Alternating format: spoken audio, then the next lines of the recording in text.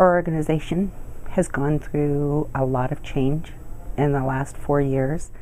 Some of it was huge, and with the economy being the way it is, people felt the need to trench down, focus on work, don't talk, just work, and we became more and more isolated. And it didn't feel good. It didn't feel good. It didn't feel like we were moving forward. It felt like we were being careful, and we were not fulfilling our deeper goals. And every year we go through an annual planning process. In years past, that has always been led by our library management. And we would break into some smaller groups led by one of our library managers. And employees have learned through the years what things not to suggest for changes, and some things to suggest. In the past, the planning process to me was very static. We'd get together once or twice, go over ideas, just do a lot of brainstorming, and then we wouldn't be involved anymore. In the past, the annual planning process was just a one-shot, very short deal, and people felt that their ideas were not heard and there was no follow-up. The ideas and suggestions just seemed to drop into a big black hole. And many people withheld suggestions because they just felt like it was old news. Well, the library's planning process was really in need of an overhaul because it had been unchanged for decades, from what I could understand.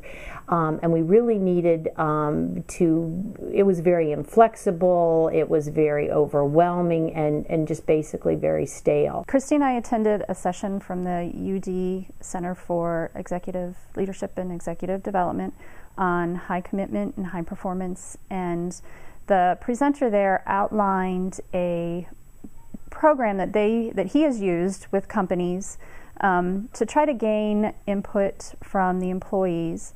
We brought that back and kind of discussed the theory and different principles from that and how we could apply that to our annual planning process. From there, Kim brought in Fran, who worked with us in adapting those principles to use in our organization.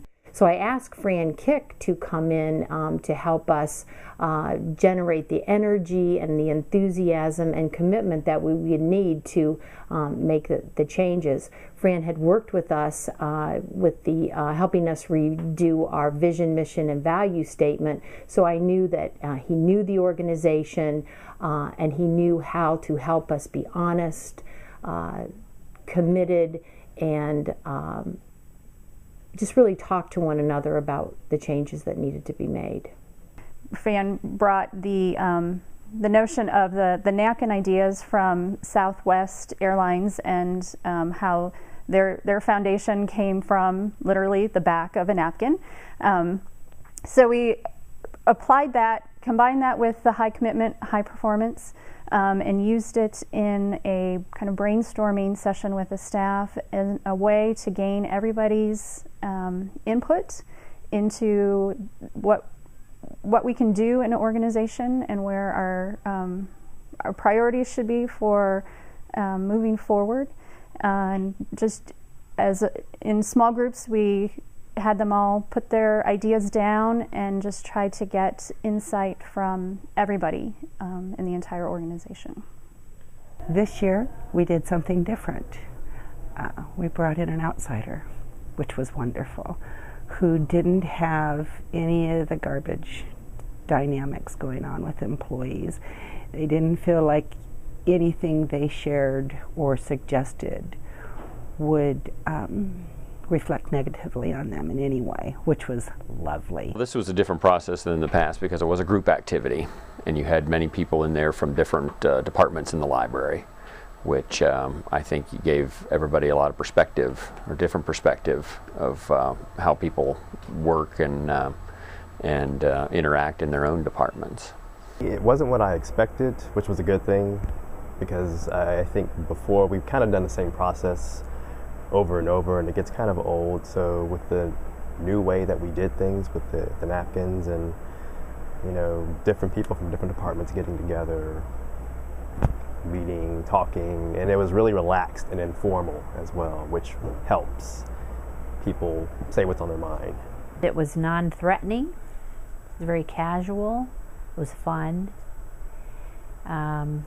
People understood it, it was easy. Offering ideas, suggestions out of the box, in the box, employees could participate to any degree that they felt comfortable doing so. The groups consisted of individuals from as many departments as possible that we could have represented, in order to kind of have some cross-pollination of ideas and try to get, in some groups there may have been people together that they were in different buildings, different departments, and they never had the opportunity to work together, or maybe even knew who the other person was. So we wanted to be able to have them articulate from their perspective and kind of share that with others. It was very important to me to include everybody in this process, because you never know where a good idea is going to come from. There were small groups, about 7 people maybe in a group from different departments. So some of the people didn't know each other very well, but since it was a small group, I think that helped. We did see one another, we did listen to one another, we fed off one another's ideas, and that was really good, and there was a lot of interaction. And some people in my group were very quiet here in the library when you see them, but they actually talked, they wrote things down, and made comments on other folks' comments also. This made it a fun, casual type of process that I think many people enjoyed, and they could voluntarily participate in any manner that they saw fit to. And there was certainly no criticism of ideas that were brought out. Everybody had their opportunity to share and to contribute to the process. What I liked is that we met in small groups, and we had a chance to see people. We're not an especially big organization, but to see people that I never even knew that I worked with. And so to get a chance to hear their voice and think, oh yeah, they have some great ideas, we have some ideas that are similar, and getting together to talk about those things and collaborate was what I thought was really neat about the process. It was really neat to just work with a smaller group of people, and it's like people I hadn't necessarily known before, and just to kind of bounce ideas off of them and see other people's point of view on how they view the way the library works versus as a shelver, what I see. I think part of the benefit was being with other people and making it a collaborative process where you get the chain of idea building, whereas if you're just sitting down at a computer and trying to come up with an idea, you don't necessarily have the same flow and the same energy that comes from that. Whereas when you're with a group, you hear what somebody says, and that can generate another idea for you. Being able to hear their feedback, to get energized by somebody else that you don't work with, see some things that they thought would be cool, it would spark an idea from another person, and so that free flow thought, that ability to participate, to safely be involved and to share was really nice. I always feel like as a shelver, we see different things than other people do, and so I guess sometimes we feel like, well, our ideas just maybe don't get brought forward, and so that was an opportunity for us to kind of put it out there where more people can see what some of our ideas were, and I think there was some support for that maybe we didn't realize before we had. As other people heard it, they're like, oh, well, now I understand, where you're coming from. Hearing other people's thoughts and processes about, everything's like shelvers I don't really work with, so when I heard some of their dislikes and their likes, then it kind of made me think, oh, I didn't even think about that. I didn't think about how they viewed something. than what I viewed, because I have a entirely different job. But they get upset about the same things, or they get excited about the same things, but we didn't know that. There were some people that clearly had not been involved in anything like that before, but I think that once we got them in there, got them started, they really opened up and started sharing. I think it gave them the opportunity to say whatever they wanted to and not have to really put their name on it, and just write it on a napkin and put it in the envelope. And even after we were finished, they could continue to do that, because the envelope was left in a place for everyone, if they continue to have ideas, could add the napkin in later if they chose to. I liked the ability to follow up on that afterwards. It's a little dorky, a little corny, having the envelope in the back hallway for people to feel free and put further napkins in, but it's effective because it gave people a chance to reflect a little deeper and reflect on what had happened in their planning groups, and say, well, shoot, we didn't even talk about this, or we didn't talk about that.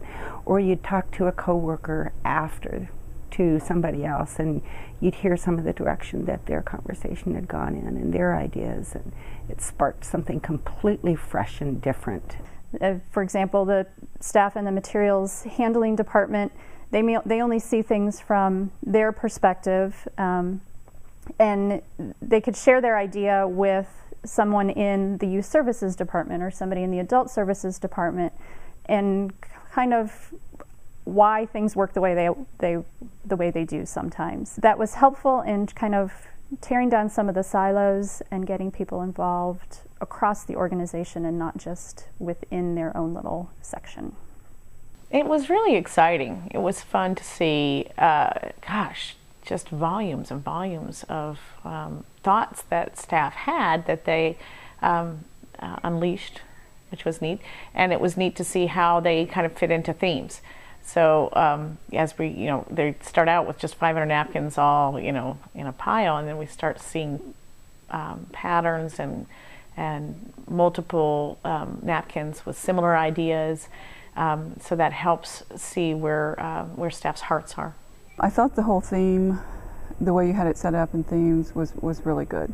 So, and before, it was just a big, like you say, a big dump. And now we have these different themes or different classifications, and you could see that people put a lot of thought into this whole process, because some of the boards, some of the themes, you had multiple boards there. I went from board to board to board. It was very thoughtful. It was my first exposure into what everybody else had been thinking. So it was really good to see that people were generating ideas and comments and concerns, and the different colored napkins was a good idea. We liked that.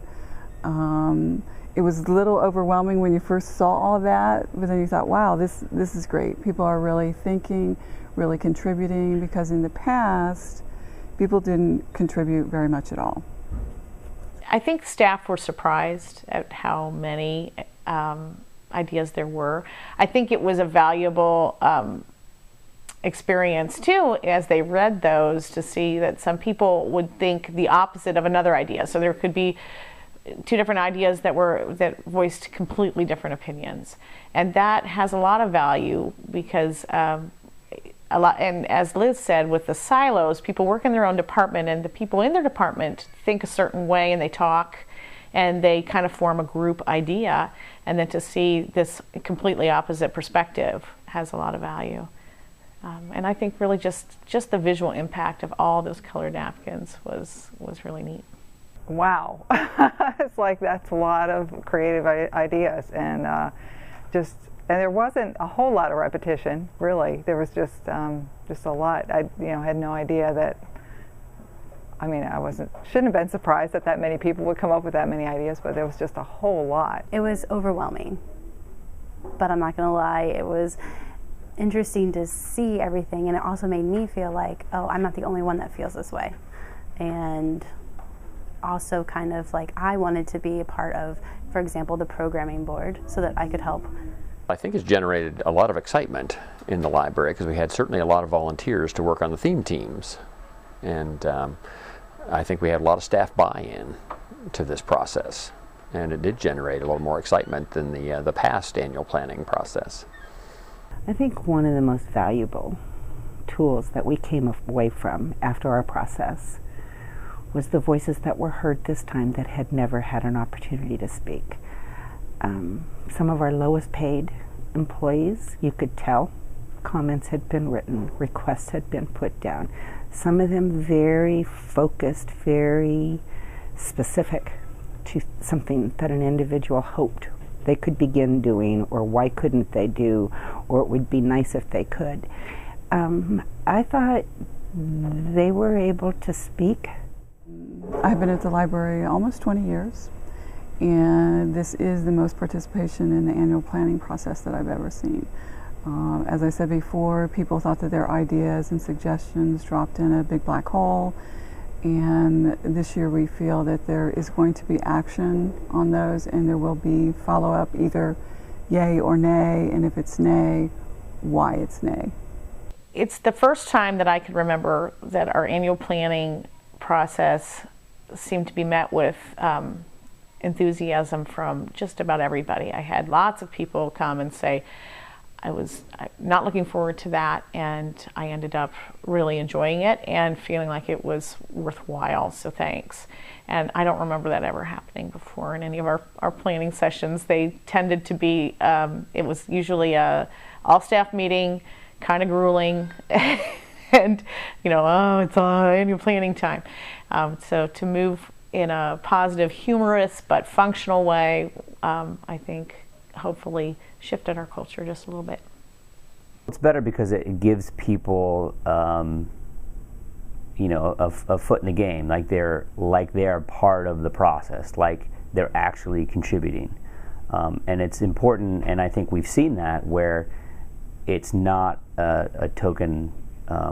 It's not a token action. They're not just saying, "Give us your ideas and thank you very much," and that's it. It's bringing them in and keeping them active in the process, keeping them up to date on the process, and it just makes people feel like they're actually having a part in the process. Sometimes an organization, many organizations, say that feedback from everybody is critical, but they neglect to have it be okay to really give the feedback, which this completely obliterated that obstacle. It was fantastic for every employee to feel safe to say whatever it is they wanted to say. I think just about 100% of the employees that participated in our planning process took that seriously. I didn't see trivial, I didn't see anger, I didn't see spiteful, I didn't see anything negative directed to any individuals, when clearly they could have, because it was all anonymous. But they took it to heart. They tried to think deep. What would be important for them to be able to do their job better? What would be great for them to feel like they were a contributing member of our organization, myself included? And it helps to have a facilitator who has a sense of humor. So that's unique for your skill set, that you get to bring it. You have wisdom sprinkled in with a lot of humor, and you also are good at keeping us on track and on time. So that's good too.